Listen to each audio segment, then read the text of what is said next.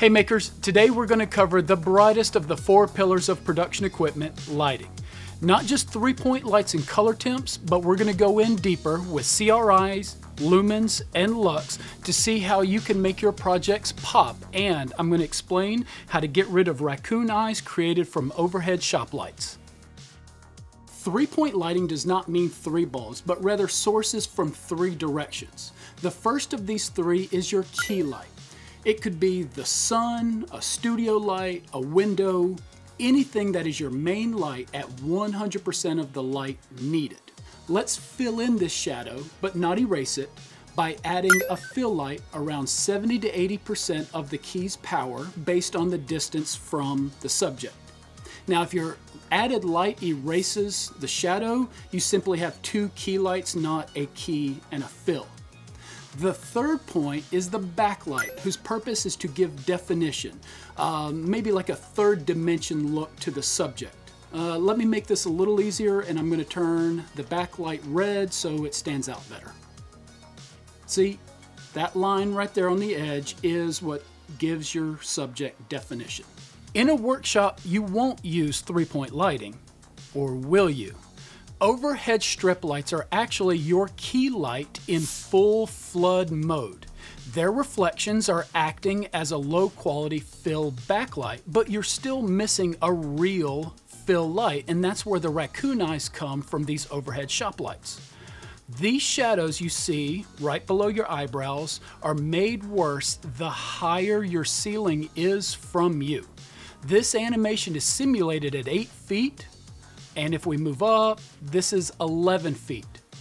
To fix this, all you have to do is add a small underlight, and you don't have to shine it directly on and go full Morticia Adams. You just need a little bit to ease the shadows.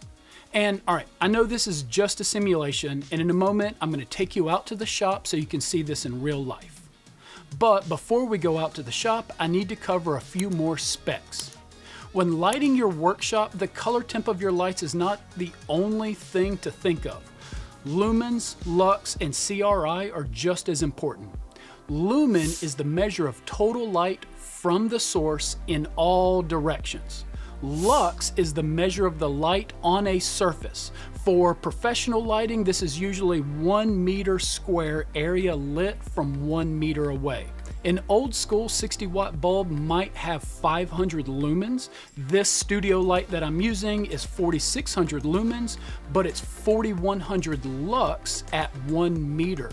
CRI, or color rendering index, is the effect light has on the true color representation of the material or subject. Let's simulate this with 2 lights and 2 pieces of paper. As you see, if I shine a white light, you have a white piece of paper and a red piece of paper. If I shine only the red light, you see we have 2 red pieces of paper. The closer the CRI number is to 100, the more true the color is. Now, I shoot in a 5000 to 5600K setup in my shop or in here with a CRI of 94 to 96. But in my workshop, I keep 3500 degree color temp lights because it's a lot more pleasing and enjoyable for me during day-to-day action. And speaking of the shop, I think it's time to go see this in action. This is going to be my main shooting location once we're done setting everything up, building the French cleat wall, etc. I'm shooting under 5600K LED strips, but I only use these lights for shooting. When I'm out here working, I use normal household bulbs that are in the 3600K range. They're warmer, they're more enjoyable. I could shoot with them, but wood does not show the correct color because of the CRI. The color rendering index is not true color.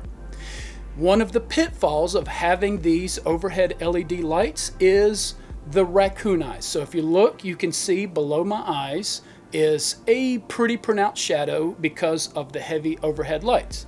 Now to fix this, all I have to do is add a small underlight. Now this is just an LED panel dialed in at the same temperature, and it's below the monitor here and on a flexible arm. And you can see how easy it is to remove or add back those Raccoon overhead shadows. For my next point, I'm going to move to another location and put the white garage door at my back.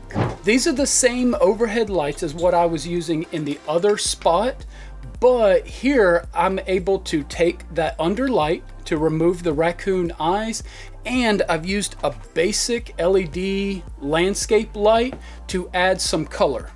So if I turn both of these off, you'll see this is a pretty drab and dreary shot, but turn on the light, turn on my underlight, and it's just a little bit better. And you can do this with landscape lights, DJ lights, you know, anything that adds a colored wash to your background. In summary, 3-point lighting is not just 3 bulbs, but light from 3 directions or from 3 sources: your key, your fill, and your backlight. Lumens is the measure of light in all directions from the source. Lux is the measure of light on the destination on a 1 meter square area. And CRI is the measure of how true a color is based on the light. In our next video, we're going to hit the next pillar of production equipment, and that's audio. What is a supercardioid? What is a hypercardioid?